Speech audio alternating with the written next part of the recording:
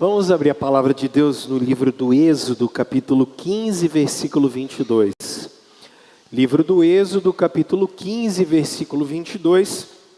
E nós temos conversado sobre essa série chamada Caminhos no Deserto.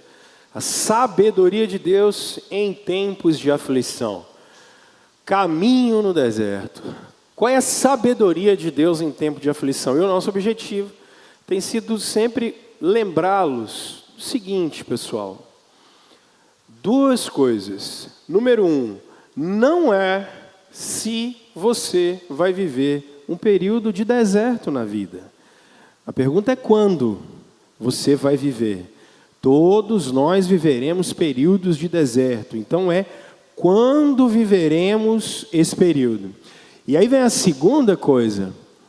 Como é que nós, mais do que agimos em momentos de deserto? A pergunta é, qual é a sabedoria de Deus no período do deserto para que a gente possa passá-lo?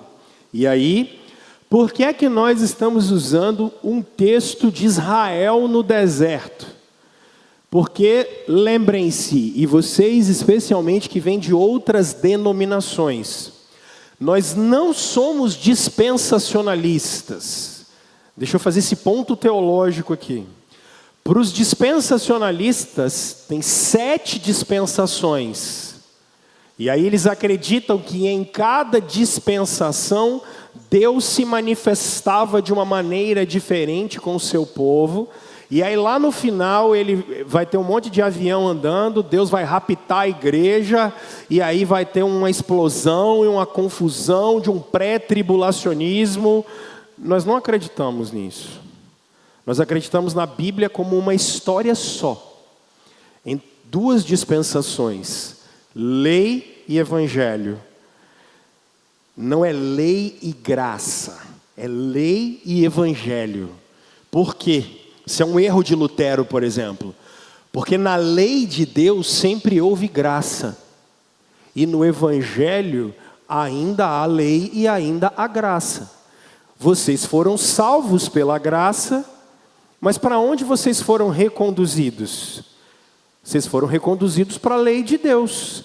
Por isso vocês foram salvos pela graça, salvos pela mensagem de Jesus. E para onde Jesus te mandou?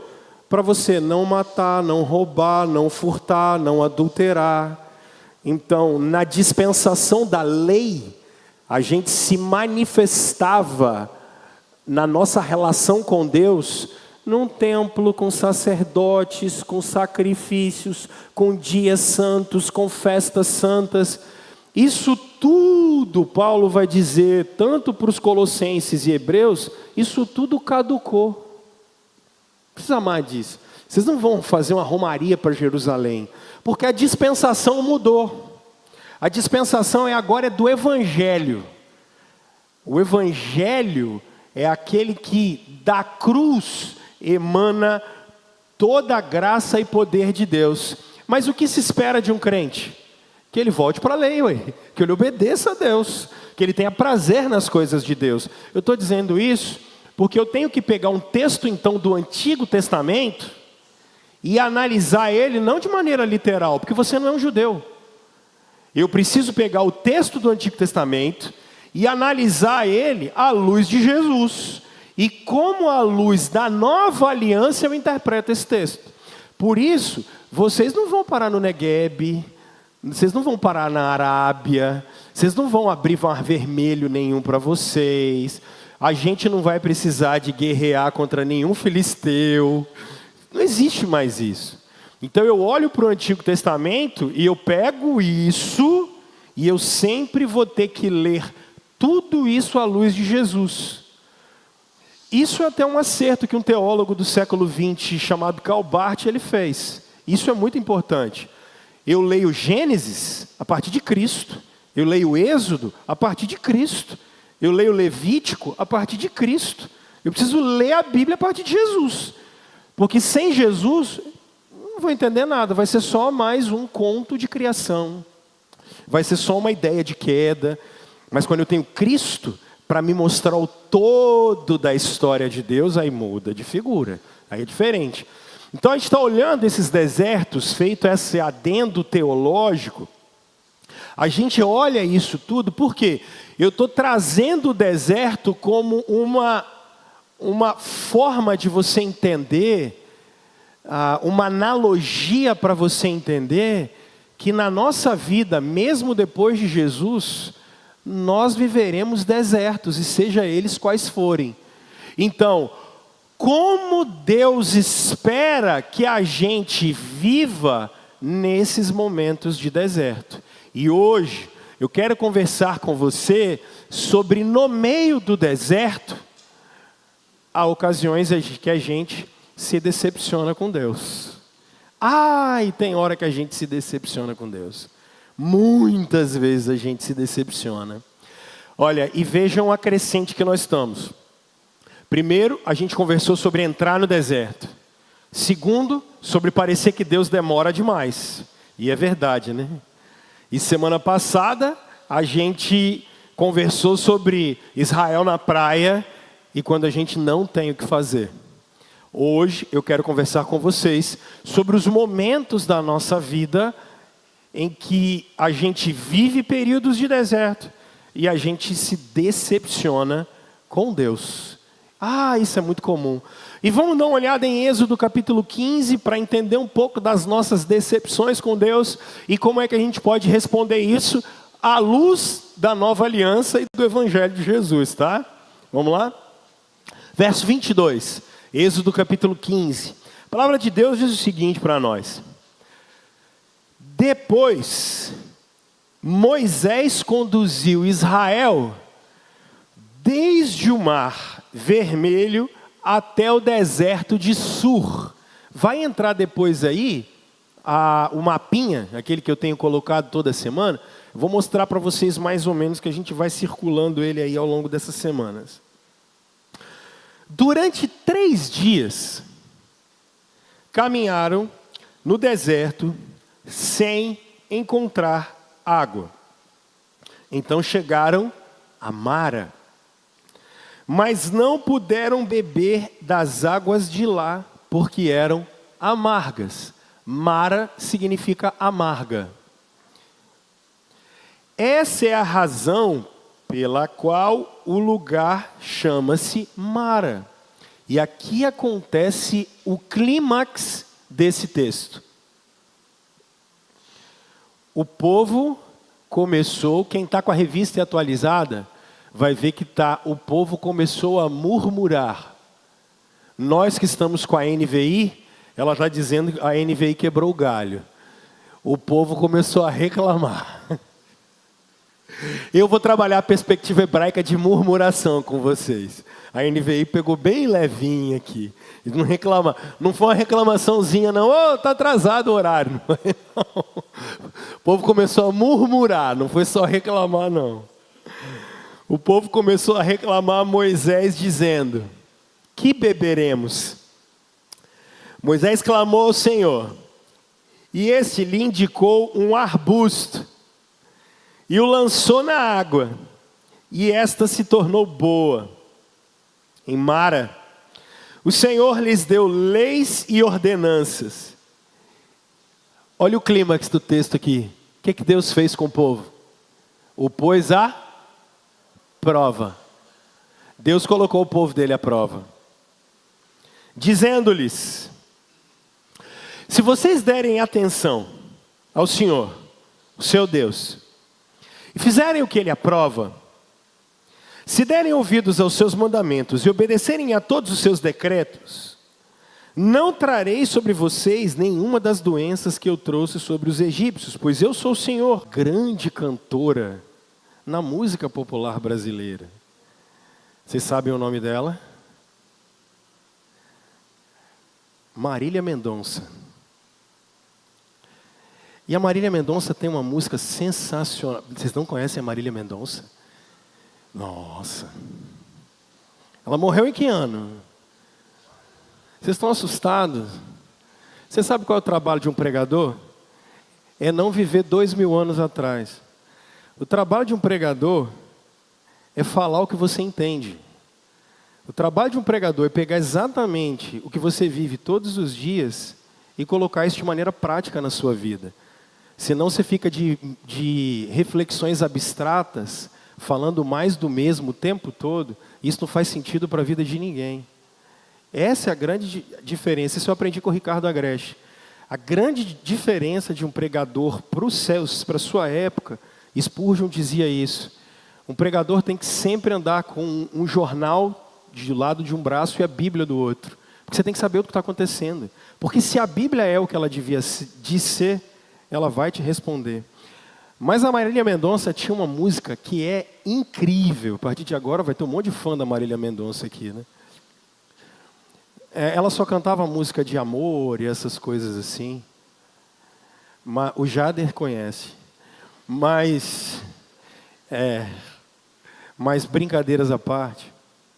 A Marília Mendonça tem uma música que ela termina e sabe o que ela diz? Ela fala assim: eu me apaixonei pelo que eu... Você viu? O Jader sabe. Vocês têm que ouvir Marília Mendonça. Aí o cara sai da igreja com o pastor mandando ouvir Marília Mendonça, fica todo mundo escandalizado, né?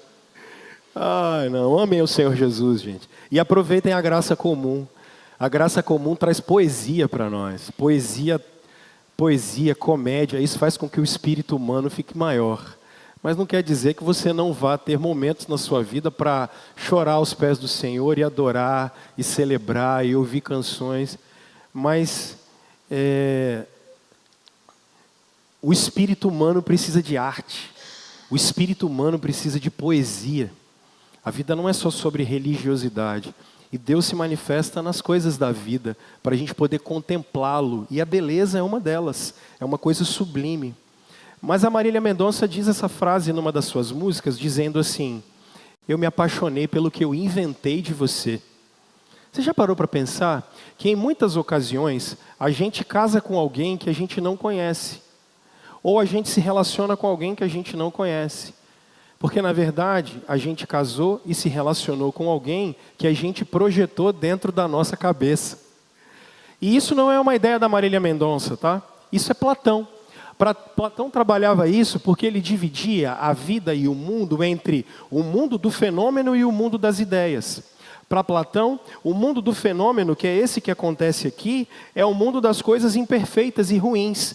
Por isso que muitos de vocês aprenderam que as coisas da carne são ruins. E aqui eu não estou falando de pecado. Eu estou falando de qualquer coisa. Por exemplo, a gente não pode sorrir, sentir prazer.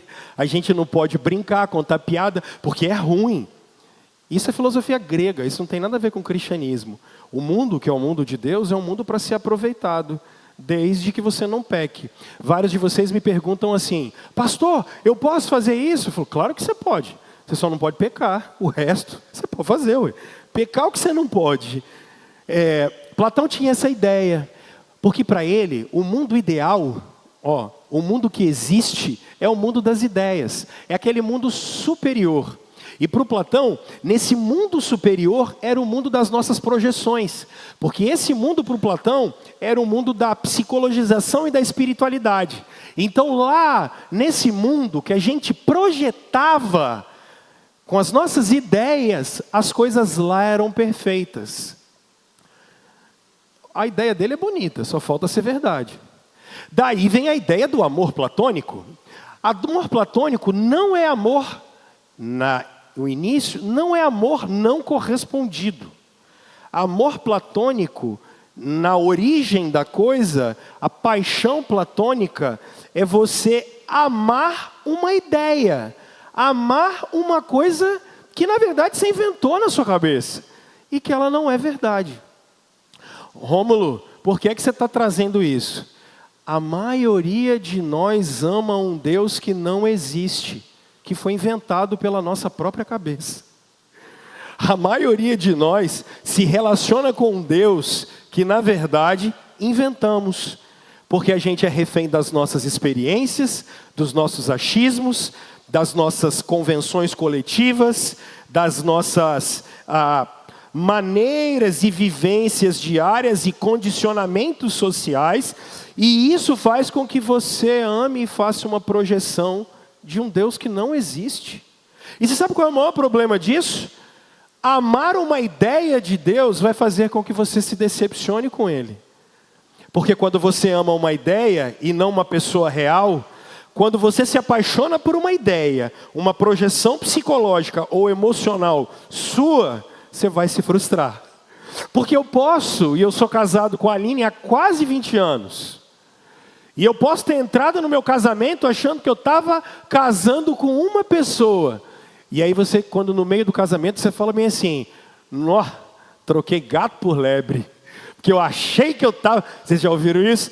Achei que eu estava casando com um cara legal e no final das contas não era. Achei que mas meu filho, eu imaginei que ele era assim. E aí quando eu fui lá eu descobri que não era desse jeito. Nossa, quando eu entrei nessa empresa e eu comecei a trabalhar aqui, eu achei que era assim. Aí quando você chega lá, achar é uma coisa, a realidade é outra. Na espiritualidade não é diferente. Deus não é condicionado por sua e pela minha ideia. Dá para você entender isso? Deus não é condicionado pelo meu e o seu sentimento. Aí alguns irmãos falam assim, menina, mas eu senti que era de Deus e deu errado. Porque quem disse que é de Deus? Nossa, mas eu imaginei que era de Deus e deu errado. Claro, filho, porque é uma projeção psicológica sua, é uma projeção emocional sua, é você, é uma condição social sua, é uma condição do seu momento. A maior parte das nossas decepções com Deus é por causa da Marília Mendonça. Como assim, pastor? Você se apaixonou pelo que você inventou, meu filho, e não pelo que Deus é. Você se apaixonou e você está amando um Deus que você inventou. Ele é uma projeção psicológica sua, ele é uma projeção emocional sua, ele é uma projeção das suas falhas, das suas pequenezes, de você querendo... o Freud trabalhou isso, quem é da área da psicanálise sabe disso. Ele é uma projeção dos seus medos, das suas inseguranças, mas ele não tem compromisso nenhum com isso. Ele é o que ele é. Ele é o que ele é. E você foi chamado para se relacionar com ele. Israel está decepcionado com Deus que ele inventou.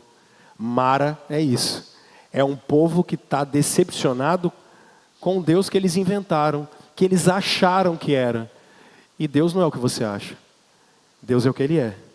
Você pode achar qualquer coisa de mim, mas eu sou o que eu sou. Eu posso achar qualquer coisa de você, mas você é o que você é.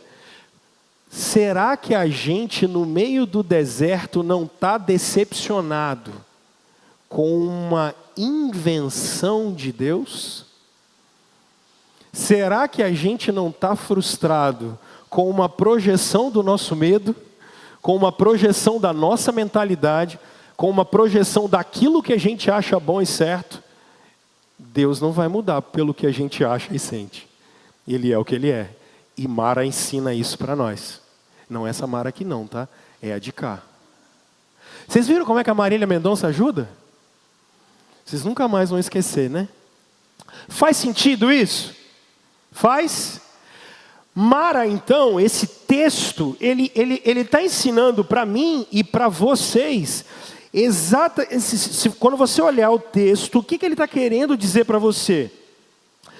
Que muito daquilo que a gente vive na nossa espiritualidade, não tem nada a ver com quem Deus é, mas tem a ver com aquilo que a gente projetou. E esse é o problema. E no meio do deserto, a decepção vai fazer com que você fale, Deus não existe, Deus não se importa, Deus não está nem aí para nós, por que é que Deus fez isso, por que é que Deus fez aquilo? E na verdade não é porque Deus fez isso ou aquilo. Você na verdade não conhece quem Ele deveria ser. Já tinham parado para pensar nisso? Mara ensina isso para nós. Bom, e como é que a gente pode aprender? Porque o que está acontecendo aqui? Mapinha está na tela? Mapinha está na agulha aí, por favor? Um mapa para vocês só se situarem. Ó, atravessaram o mar, não atravessaram? Beleza? Saíram da terra de Gósen, 23, 24 dias chegariam a Canaã. Ok? Só que vocês estudaram que aqui era o caminho dos filisteus, logo não era o melhor caminho, embora fosse o mais rápido. Só que presta atenção, nós estudamos isso 4 semanas atrás. Como é que eles saíram do Egito? Eles demoraram ou eles saíram rápido? Demoraram ou saíram rápido? Rápido. Lembra que o pão não deu tempo nem de fermentar. Agora liga uma coisa com a outra. Sai da terra de Gósen. Quanto tempo de viagem mesmo? 24 dias. Eles levaram provisão para quanto tempo? Para o que deu. Eles levaram provisão para o que deu. Mais de 2 milhões de pessoas. Chegaram na praia. Deus fez o milagre. Só que, cara, tem mais de 20 dias. 2 milhões de pessoas. Criança, mulher, animais. Está tudo isso ali. O que aconteceu com a água? Acabou. Porque não tem provisão. Acabou a água. Era normal. Eles tinham preparado isso? Não, foi pegadinha do malandro mesmo. Era Deus querendo exatamente demonstrar para eles que não é sobre a providência e provisão que eles fazem, mas sobre como eles dependem de Deus. O deserto é para isso. Quando eles atravessam o mar, eles não vão para Canaã, eles vão ter que dar a volta. Cara, acabou a água. Começa a acabar o suprimento. Como é que começa o capítulo 16? É porque a gente vai lendo a Bíblia com muita pressa e a gente não raciocina. O que aconteceu no capítulo 16? Acabou a comida. Por quê? 20 dias, viajar 20 dias é uma coisa. Mas e ter que dar uma volta grande? Começou a acabar a comida. Porque acabou o suprimento. Não tem. Então, quando eles atravessam... Acabou a bateria. Rapaz, não é tão bem aqui. Quando eles atravessam o mar, eles vão descer mais 3 dias. Acabou a água. Só que aí eles chegaram num lugar, e qual é a água que tem nesse lugar? Amarga. Aí lascou mais ainda. Chegaram num lugar, o suprimento está acabando, a comida está acabando, e qual é a única coisa que tem na frente? Deserto, filho. Não dá para voltar para o caminho dos filisteus, porque os guerreiros estão lá. Voltar para o Egito não vai dar. Só tem deserto. Você consegue montar essa cena na cabeça? Só que agora, é porque a gente olha a Bíblia e não leva a Bíblia a sério como palavra de Deus. Imagina só que é você, sua mulher, seus filhos. Seu filho mais novo começa a chorar. Madalena pede água como? Vocês têm ideia? Quero água, quero água, quero água, quero água, quero água, quero água. Eu, hein? Você é uma mãe judia. Só tem areia, sol, a nuvem está ali. Aí seu menininho começa. Quero água, quero água, quero água, quero água, quero água, quero água, quero água. E não para não, tá? É só lá em casa que é assim? Alexandre está rindo, né? Também, Arthur é assim? Quero água, quero... Aí um boi cai. Porque não tem água. Quando você lê a Bíblia, você tem que ler a Bíblia, porque isso aqui não é Odisseia. O Christopher Nolan está fazendo a Odisseia agora. Você vai no cinema assistir, aquilo ali é um mito. Isso aqui é uma história. É um animal que começa a morrer porque ele não tem bebida, não tem água. É teu filho pequeno que começa a andar, o pé começa a ficar inchado, e ele está com sede. E ele começa a falar, papai, água. O que você faz? Você entra em desespero. Claro, ué. Porque você está vendo que a comida também está acabando. E agora? Aí você olha para um lado, deserto. Janine botou até a mão na barriga, né, Janine? Calma, filha, tem água. Fica suficiente. É só pagar a cesanha, Bruno. Nós resolvemos o problema. Está tudo certo. Mas é montar. Quando você estiver lendo a Bíblia, isso aqui é gente de verdade. Não é historinha, não é o Chico Bento que está aqui. Então tenta sentir o que o personagem está vivendo. Cara, isso é desesperador. Acabou a água, meu irmão. Nós vamos morrer. Aí, olha a cena. É mais ou menos como o posto de gasolina na estrada. Já viajou e a gasolina começou a acabar? Nunca. Aí tu vê um posto de gasolina, beleza? Só que aí, isso já aconteceu comigo. Você chega no posto de gasolina, você fala pro cara assim, enche o tanque. Aí o que ele diz pra você? Rapaz, tem gasolina não. Aí você fala, e agora? Ou pior, tem gasolina, só que o cara diz assim, pô, a internet está fora do ar, não dá para passar cartão nem Pix. Tem dinheiro? Vocês já viveram isso? Mara, é exatamente isso. O cara chega no lugar, tem água. Aí você imagina, pensa bem, 2 milhões de pessoas, aí tem sempre um mais esperto do que o outro. Os caras estão olhando água lá e a galera falou, tem água! Aí o pessoal, aê! Aí tem uns moleque que saem correndo na frente. Aí quando os moleques vão e pegam na água na boca assim, falam, ah! Já viram isso? É Mara. Aí o pessoal fala, mas o que é isso? Aí tem um que fala assim, não, já passamos aqui, rapaz, essa água não dá para beber não, e agora? Agora nós vamos em cima daquele que dá problema para nós. Quem é ele? Ô Moisés. Coitado de Moisés, gente. Coitado de Moisés. Misericórdia.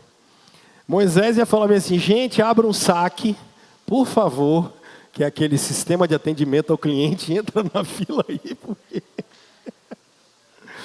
E aí eles chegam para o Moisés, e olha que coisa, cara, é muito bom ler a Bíblia, eu adoro. Ó, o povo, verso 24, começou a reclamar a Moisés, dizendo, o que a gente vai beber? E aí Deus chega para o Moisés e mostrou um arbusto. Aqui não tenta explicar, porque não tem explicação isso aqui não, tá? Ah, o arbusto que purificou a água, eu já procurei, não tem nada disso não. Isso aqui é milagre mesmo. Tá? É muito comum no Antigo Testamento Deus usar mimetismos. E o que é mimetismo? Ele não faz isso hoje. Na Nova Aliança ele não faz mais isso. Na Antiga Aliança ele fazia isso. Por isso que tem um monte de gente que compra a toalhinha do apóstolo tal, compra pedaço de água que vem do Rio Jordão. Isso não existe mais. Isso era na Antiga Aliança. Na Antiga Aliança ele usava elementos para mimetizar situações. Isso hoje não acontece mais. Não adianta você pegar água e botar em cima da televisão, porque o apóstolo vai orar e você vai beber esse negócio. O máximo que vai acontecer é matar sua sede. O resto não funciona. Mas aqui, no Antigo Testamento, o mimetismo acontecia. Então ele pega um elemento que é um arbusto. Ninguém que interpreta esse texto sabe por que é um arbusto. Não sei também. Também não estou preocupado em saber. Até porque se eu estivesse lá, eu não queria saber se era um arbusto, uma pedra, eu só queria água, que eu estou no meio do deserto. O jeito que eu ia beber água, eu não quero saber. Eu queria beber água. Ele pega um arbusto, lança na água e essa se tornou boa. Em Mara, o Senhor deu leis e ordenança e ele colocou eles à prova. Isso aqui é o coração do texto. Eu acho que isso aqui é o coração do texto. E aí ele fala os termos da aliança. Se vocês derem atenção ao Senhor, o Deus, e fizer o que Ele aprova, e obedecerem o mandamento dEle, todos os seus decretos, Ele não vai trazer nenhuma doença sobre vocês, como Ele fez com os egípcios. E percebam que logo no verso 27, o que Ele faz? No verso 27, Ele leva eles para Elim, que é um pouquinho para baixo dali de Mara. E lá tinha água para todo mundo, e tinha sombra para todo mundo, e ali eles puderam ficar naquele lugar. Porque faz uma conta bem simples. Quantos litros de água a gente bebe por dia? Não fala porque o seu rim vai gritar daí alto, né? A gente esquece de beber água, cara, é uma coisa horrível. Mas vamos botar que a gente deveria beber uma média de 2 litros? 2 a 3? Vamos botar 2 que estão no deserto. Vezes 2 milhões de pessoas. Quantos litros de água por dia essa gente tinha que beber? 4 milhões de litros de água por dia. Onde é que você... Vocês têm noção do que nós estamos falando aqui? 4 milhões de litros de água. Você guarda isso onde? Por dia! Você guarda isso aonde? Onde é que tem 4 milhões de litros de água aqui? Hoje, aqui, em Cariacica. Tem aonde? Em Vitória. Alguém trabalha com isso aí? Aonde tem uma caixa d'água tem 500 litros. Dessas que a gente usa. Quantas caixas d'água você precisa? Para dar 4 milhões por dia. Você está movendo uma nação inteira por um deserto. Dá para você entender o que é isso? Quanto de comida a gente come por dia? Sem monjaro. Sem monjaro. Esquece o monjaro. Pode usar, mas cuidado, hein? Sem monjaro. Quanto é que um ser humano come por dia? Fala aí para mim. Quantos é um quilo de comida? 2 quilos de comida? Quanto é? Quanto é? O cara vai... Hã? Não, fica tranquilo, ninguém vai medir. Isso aqui não é self-service, não. Ninguém vai cobrar o quanto você come, não.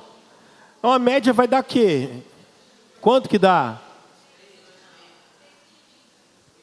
3 quilos de comida? Guilherme, você come 3 quilos de comida por dia? Misericórdia. Hã? Rapaz. Não. Quanto, Xande? Vamos botar 2 quilos de comida que a gente come. Almoço, janta, lanchinho, bis, chocolatinho, hein? Kinder Bueno. Não pode, né? Não é comida, não. Tá. Então, onde é que você arruma 4 milhões de quilos de comida por dia para essa gente comer? Você está percebendo que quando você lê o texto apressadamente, se você lê ele apressadamente, você fala assim, Israel andou no deserto. Irmão, não é isso não. Cadê o Ricardo aqui, que é bom de logística? Para mexer essa galera não é simples não. É um milagre que está tendo que acontecer. Só que, meu filho, foram 40 anos assim. Tanto que Números capítulo 2 vai mostrar para vocês a maneira com a qual eles tiveram que aprender a andar, porque era uma confusão danada. Números capítulo 2 vai mostrar que o tabernáculo fica no meio, cada tribo tinha a sua cor, a maneira de tocar cada trombeta fazia com que cada tribo andasse. É porque a gente acha que a gente é muito inteligente com o Detran e com a nossa PM, louvado seja Deus por eles. Mas olha aqui, era uma maneira especial. O tabernáculo ficava no meio, tocava-se a trombeta, levantava-se o tabernáculo, eles iam, as tribos do norte e do leste andavam primeiro, depois, porque elas eram divididas em 4, 4, 4 e 4, depois as tribos do sul e do oeste iam, até a nuvem mandar parar. Nós estamos falando de andar 2 milhões de pessoas. Ontem eu fui passar aqui na Praia da Costa, estava tendo um evento de futevôlei ali, a praia estava parada e estava um caos. Agora você imagina para essa galera andar. Então, nós não estamos falando de uma coisa simples. Quando você lê o Pentateuco, isso aqui é de uma complexidade logística, de ordem. Por isso que o texto está dizendo assim, se vocês obedecerem as minhas ordens, não é só princípiozinho moral, não. Nós estamos falando assim, olha, se vocês confiarem que eu estou direcionando vocês em todas as áreas, seja na logística, seja na comida de vocês, eles tinham que confiar, por exemplo, que ia ter comida todo dia, porque eles iam guardar comida onde? Para esse monte de gente no meio do deserto. Em qual câmara frigorífica? Não tinha energia, cara. Não tinha sal para salgar as paradas. Os caras estão no deserto. Abre a cabeça, entende o texto. Abstrai um pouco, entra nele. Então não é assim, Moisés abriu o mar. Mostrei para vocês ontem, tinha 100 metros de profundidade. Uma coluna d'água absurda. E agora não tem água para essa gente. Qual foi a primeira coisa que eles fizeram? Murmuraram.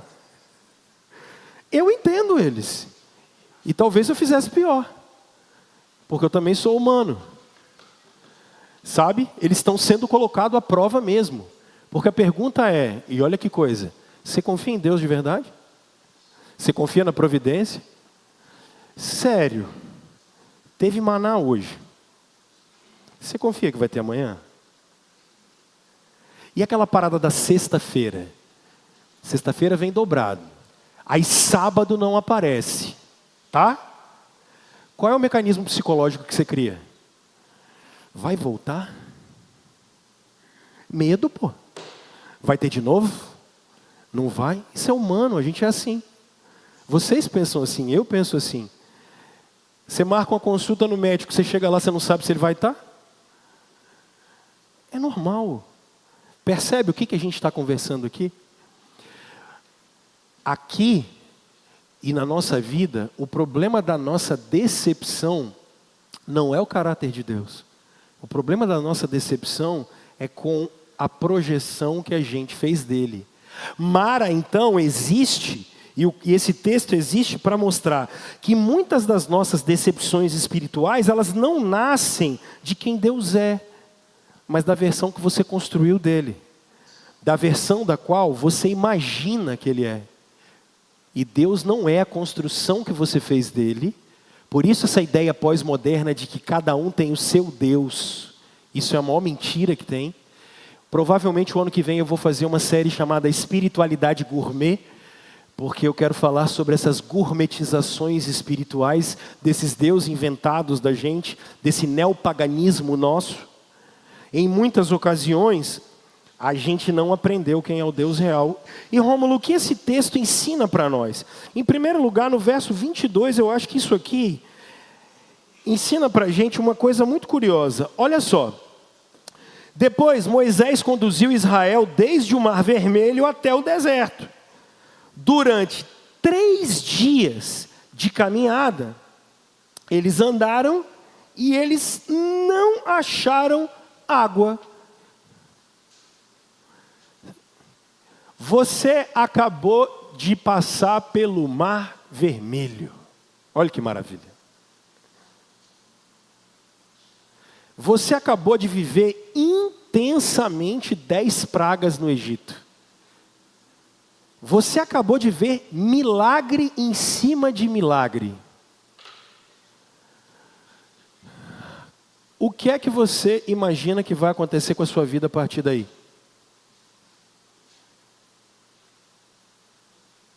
Nunca mais viveremos necessidades, pô. Necessidade é para egípcio. Eles que vão ter que se virar. Dificuldade é para egípcio, para nós não. Dificuldade, agora vem para o século 21. Dificuldade é para ímpio, para nós é só vitória. Dificuldade é para quem não crê em Deus. Para nós, a gente é fiel. Dificuldade é só para quem não é fiel, para nós não. Por quê? Porque na minha vida tem promessa. Dificuldade é só para quem não anda com Deus, porque com a gente, não. O que esse texto está ensinando para nós é que Deus nunca prometeu conforto imediato para a vida do seu povo. Isso nunca aconteceu. Essa maneira eles aprenderam no Egito. Êxodo capítulo 32, Moisés está lá em cima no monte. Vocês lembram? Quantos dias Moisés ficou lá em cima no monte? Vocês me ajudem. 40.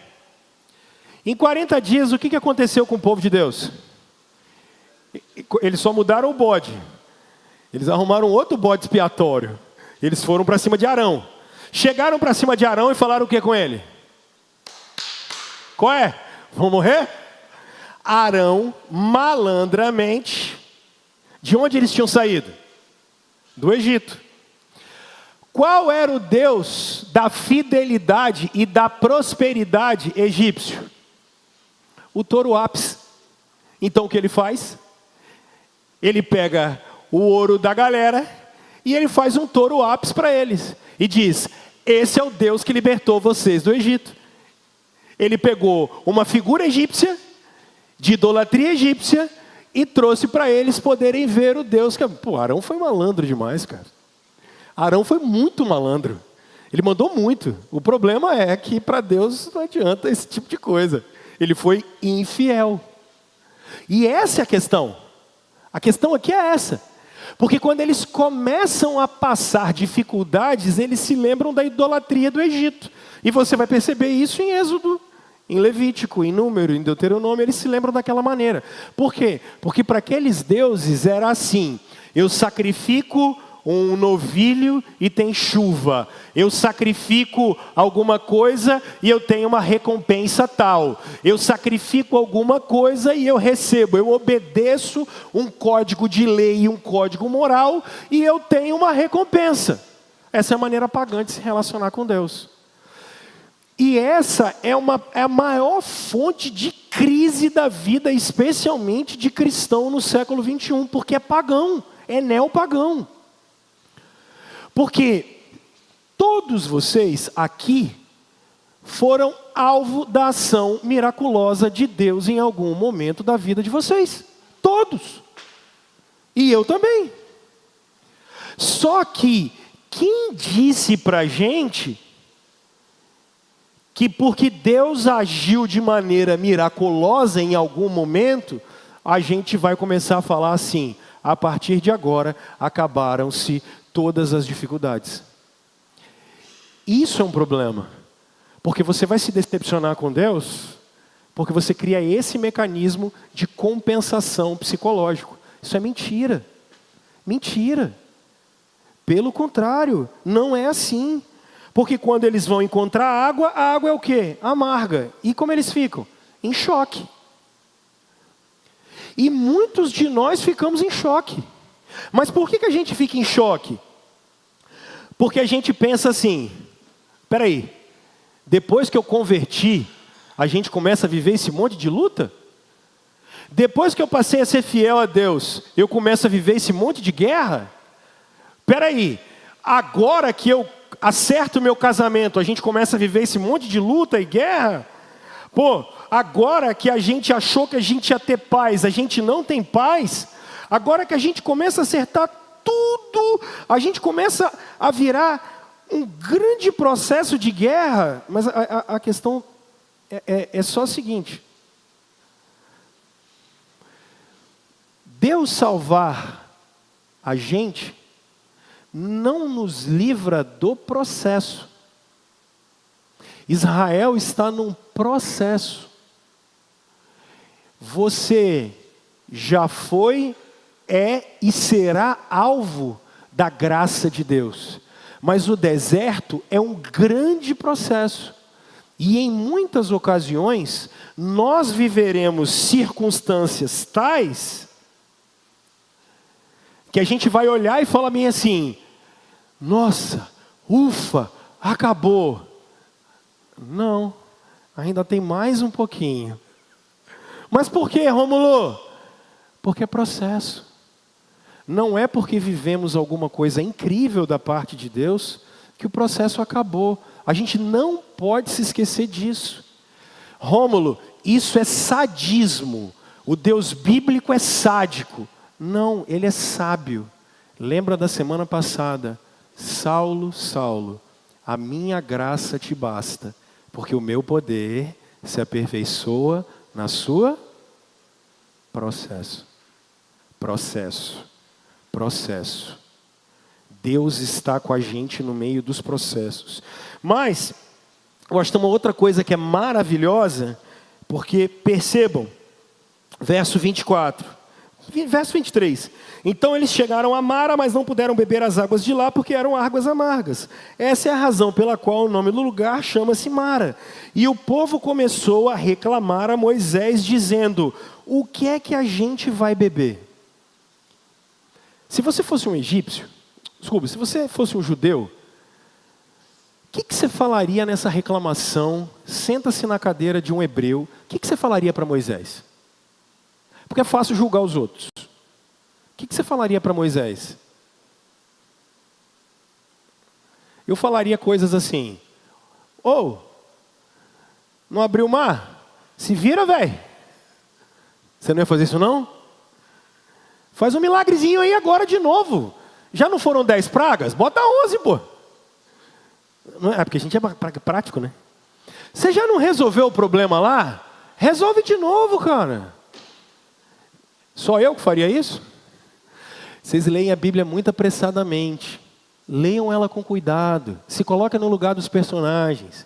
Monta a situação. Leve em conta a sua natureza humana. Isso aqui é um texto humano e divino. Se coloca ali no lugar. Eu ia ainda... Sem brincadeira, eu acho que eu ainda ia olhar e falar: Moisés, você deve estar de brincadeira, né? Tá não? Ô Moisés, 3 dias para trás vocês abriram o mar lá. Abriu o mar para quê, Moisés? Para a gente chegar aqui agora e morrer? Você está brincando comigo, Moisés? Você já imaginou? Conselho de classe dos pais. Chegando para Moisés. Nossos filhos vão morrer de fome, hein? Nossos filhos vão morrer de sede, hein? Sindicato Agropecuário de Israel. Hein? Não tem água para a galera beber, não. O desespero começa a se formar. Mas aqui a gente aprende uma coisa muito legal. Sabe por que o povo está murmurando? Aqui eu acho que é o cerne da coisa. Porque a murmuração deles demonstra uma coisa mais profunda do que a sede. A murmuração deles demonstra no final o coração deles. Vocês estão lembrados que no final Deus está trabalhando o nosso coração? A murmuração de Israel não é simplesmente por causa de sede. Ela só está demonstrando a crença errada em quem Deus é. Então, meus irmãos, muitas ocasiões a gente ama um Deus que só nos alimenta. A gente ama um Deus em que quando a gente olha para a nossa família está tudo certo. E aí a gente começa a amar um Deus que a gente diz assim, e eu acho muito curioso. Sei lá, eu chego para Elias e falo assim: Elias, vai rolar promoção lá na guarda? Aí o Elias sabe o que ele fala? Não, já deu certo.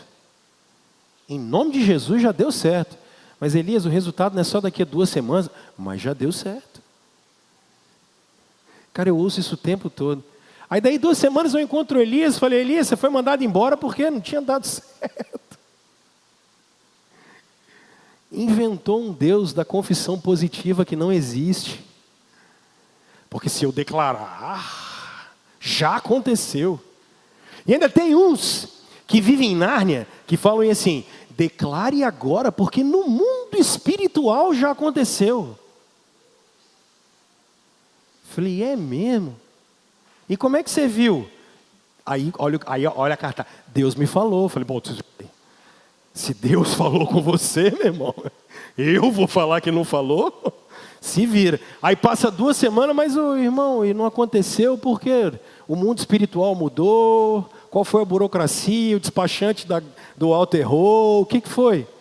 Crendice, cara. Crendice.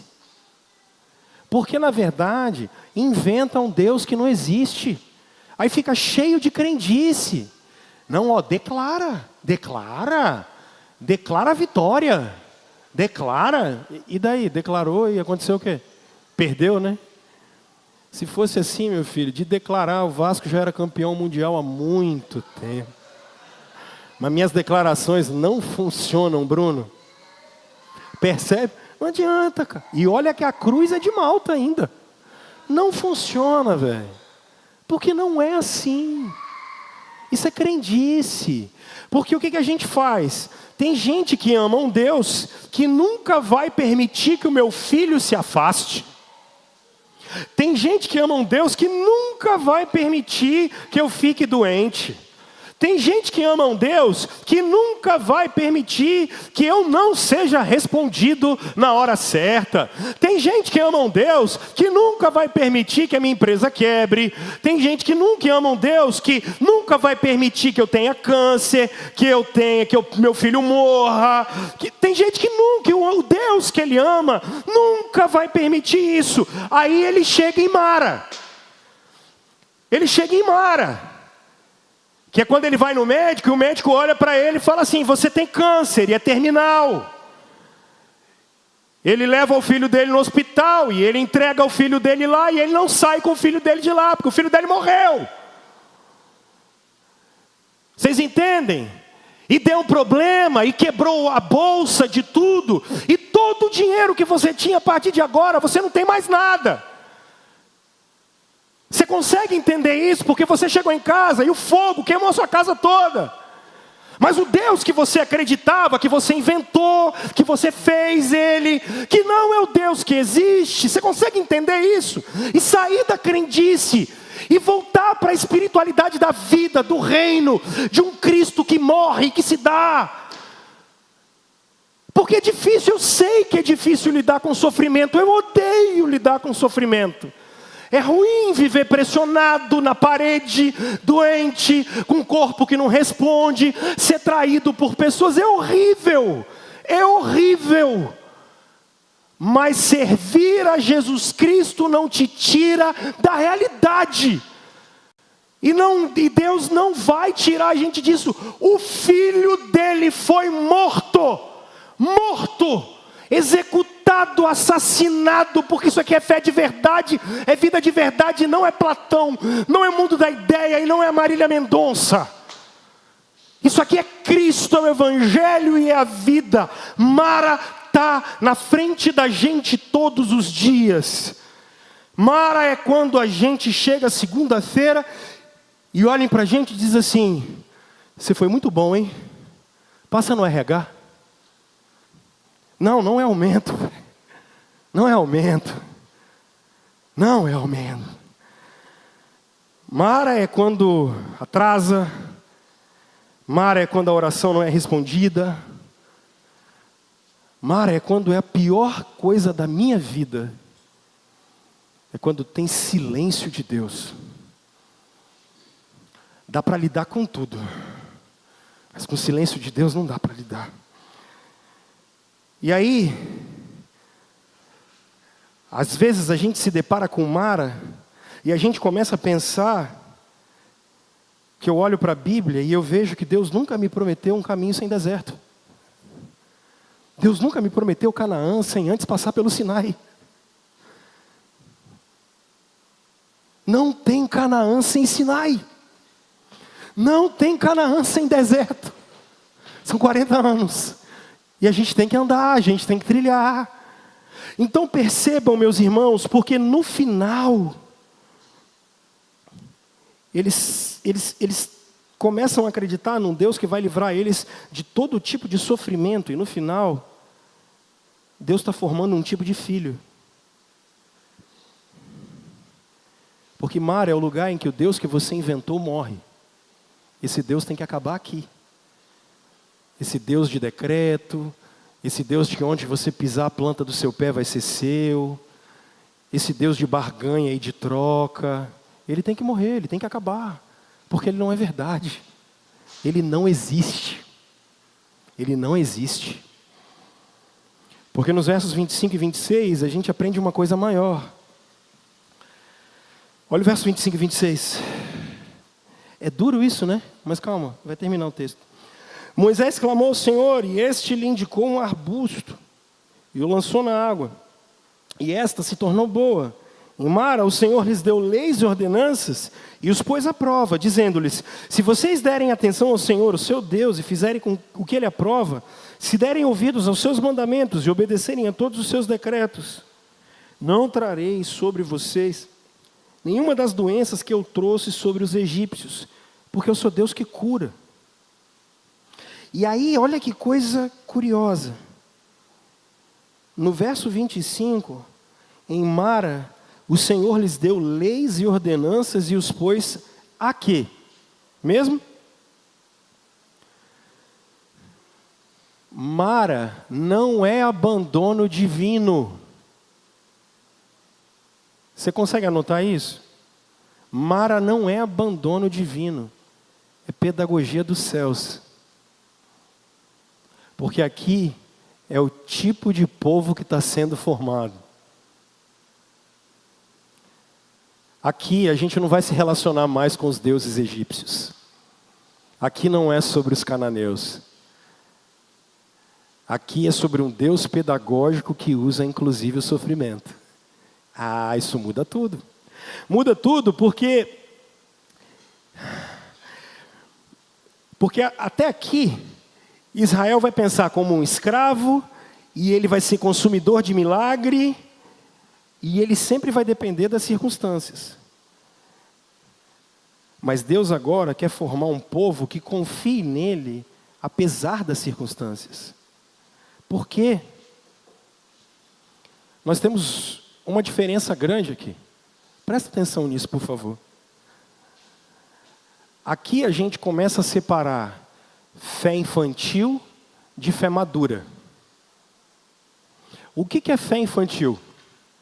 Fé infantil é essa que a gente depende o tempo todo da manifestação do poder de Deus, do arrepio, do glória e fogo o tempo todo, do Deus que tem que responder a todas as minhas demandas o tempo inteiro.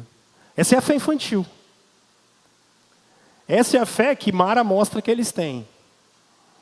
Mas existe uma fé madura, que entra nos processos, que entende os processos, e que vê a mão de Deus dentro dos processos. E mesmo diante da dor, da escassez, do sofrimento, eu sei em quem tenho crido, porque eu estou bem certo de que Ele é poderoso para me guardar. Aqui é a diferença. Mara existe para mostrar que Deus está construindo um outro povo, não mais com uma fé infantil, mas com uma fé madura. Essa é uma das razões pelas quais a teologia trabalha por que no Novo Testamento a gente não fica vendo mais aquele número de milagres que Jesus fazia, porque Ele quer fé madura. A gente quer ver paralítico andando o tempo todo. A gente quer ver maná caindo do céu o tempo todo. A gente quer ver isso. Deus está querendo mostrar para a gente assim: eu estou preparando vocês para o novo céu e a nova terra. E mesmo no meio dos processos, e que são duríssimos, vocês permaneçam fiéis. Mara é isso. A gente sai de uma fé que é inócua, e a gente começa a andar com Deus. Mas tem uma outra coisa que esse texto ensina para a gente. Olha o verso 25, como ele é bonito. E eu vou terminar. Moisés clamou ao Senhor e esse lhe indicou um arbusto. E aí, ele indicou um arbusto e lançou na água, e essa se tornou boa. Em Mara, o Senhor lhe deu leis e ordenança e os pôs à prova. Eu acho que a beleza aqui é a diferença entre murmuração e maturidade. De um lado está um povo que reclama, reclama, reclama, reclama e reclama. E por outro lado, existe um Moisés, que o que ele faz? Qual é a atitude de Moisés? Ele busca Deus. Existe uma relação entre murmuração e maturidade. Qual é o problema da murmuração? Eu ensinei para vocês, porque aprendi errado. Eu aprendi que a gente nunca podia perguntar a Deus por quê. Eu aprendi que a gente nunca podia questionar a Deus. Mentira. Mentira. Pode perguntar, pode questionar, você pode fazer o que for. Mas murmuração não é sentir dor. Murmuração não é simplesmente estar incomodado porque está sofrendo. Murmuração é uma revolta que acaba inclusive com a confiança. É diferente. Olhar para Deus e perguntar por quê, está tudo certo. O problema da murmuração é quando a gente reclama de Deus e o mundo e a gente passa a ser cínico e cético. E isso vira reclamação por reclamação. Agora, a maturidade não é nenhum tipo de ausência de lágrima, ausência de angústia e ausência de dor. A maturidade é continuar correndo a carreira da fé, perguntando por quê, mas sem duvidar. É não deixar que as circunstâncias tirem da gente a completa confiança na obra de Deus e naquilo que Ele tem feito. Por quê, pessoal? O sofrimento tem essa capacidade de deixar a gente mais humilde. O sofrimento tem a capacidade de deixar a gente mais vulnerável. Só que aí, eu queria que vocês pensassem no seguinte.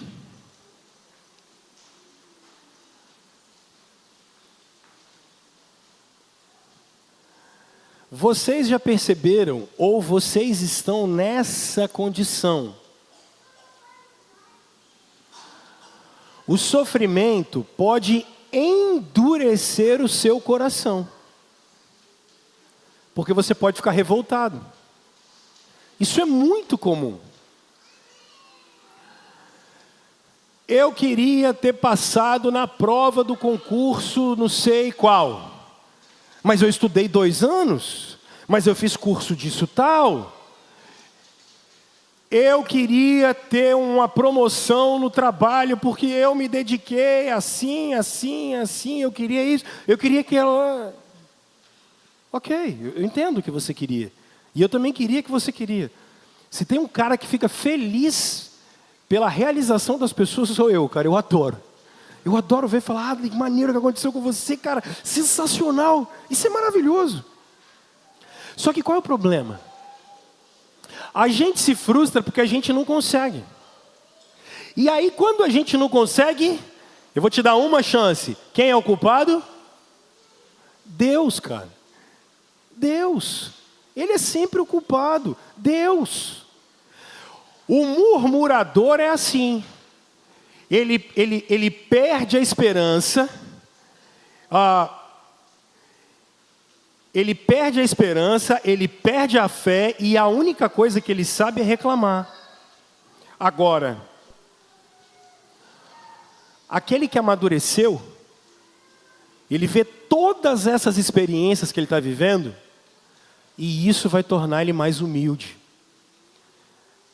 Porque a partir de agora, eu vou começar a olhar para o sofrimento do outro e eu não vou mais dizer assim, se fosse comigo... Eu não vou mais começar a olhar para aquilo que o outro está vivendo e começar a ficar julgando as reações dos outros. Porque a gente começa a ficar mais humilde. A gente começa a olhar que o sol nasce para todo mundo sobre bons e maus. E eu começo a olhar para tudo o que está acontecendo e eu começo a ficar mais dependente.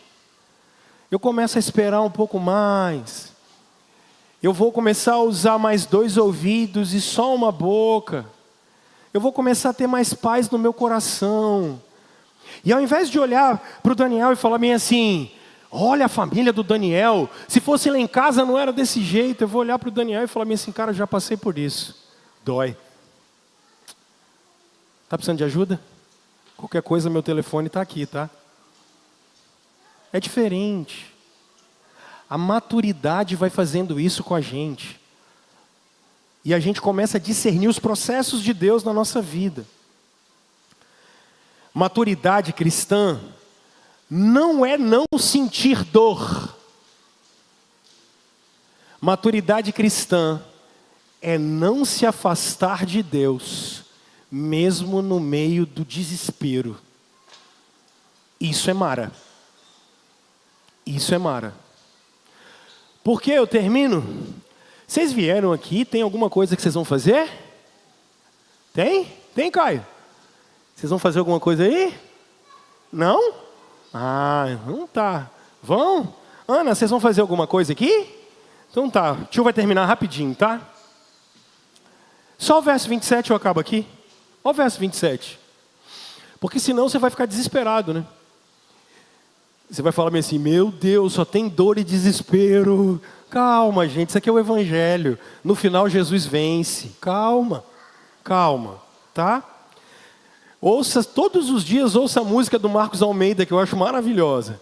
Toda dor é por enquanto. Calma. Olha no verso 27. Depois chegaram a Elim, onde havia o quê? 12 fontes de água. 70 palmeiras. E ali dá para pegar água de novo, tem sombrinha. Deus sempre dá graça para o seu povo. A vida não é só sobre sofrimento não, gente. Calma, calma. A alegria sempre vem pela manhã. Deus sempre dá uma virada na vida da gente. E aí, deixa eu ir do mais complexo para o mais simples. Irmãos, se perdermos a nossa vida, nunca perderemos a nossa alma. Ela tem um dono. Porque se até a morte vier ousar me buscar, o Senhor Jesus vai olhar para ela e vai dizer, então, esse aqui tem um dono, que sou eu. Ela não tem autoridade sobre mim. Eu vou ressuscitar dos mortos. Eu vou ver meu Senhor. Então até quando o meu corpo já não aguentar mais, eu vou ver meu Senhor. Depois de Mara tem Elim. E não é só disso.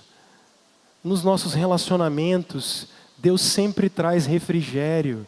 Deus sempre traz refrigério. Vocês já viveram momentos de aperto, seja no trabalho, financeiro, na saúde, em tudo. Deus sempre vai e surpreende a gente. Seja com tratamento, seja com gente para cuidar da gente, seja para acalmar nosso coração, seja para mudar a situação. Elim sempre vem depois de Mara. A gente não pode se esquecer disso.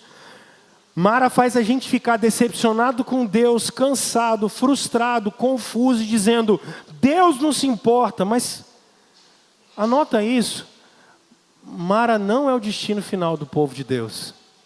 O destino do povo de Deus é Canaã. E no meio do caminho, Ele sempre coloca oásis para nós. Então, pessoal, talvez você tenha se apaixonado por um Deus que você tenha inventado. O Deus da Bíblia não é esse. O Deus da Bíblia é da vida real. Mas na vida real, a gente encara os sofrimentos reais, às vezes perguntando por quê e reclamando, mas sem nos afastarmos da presença de Deus. Eu termino dizendo para vocês que nem toda decepção que a gente tem significa ausência de Deus. Na maioria das vezes, a gente está sempre frustrado com as nossas expectativas. Porque o deserto tem essa capacidade de tirar essas fantasias espirituais que a gente criou, que não são verdade, não são realidade. Deus está sempre se importando, não em oferecer um conforto imediato, ainda que o conforto venha, mas Ele está preocupado em quebrar a nossa infância espiritual e mostrar que Mara não é o final da caminhada para nós. O Senhor não deixou de ser Deus em Mara. Ele só está se mostrando mais para a gente. Talvez você está hoje decepcionado com Deus. Mas o que o Senhor Jesus quer dizer para você é que o mais provável é que você está decepcionado com Deus que você inventou e não com Deus que existe. Conheça o Senhor pela Escritura, conheça o Senhor pela palavra e aplique isso no seu coração.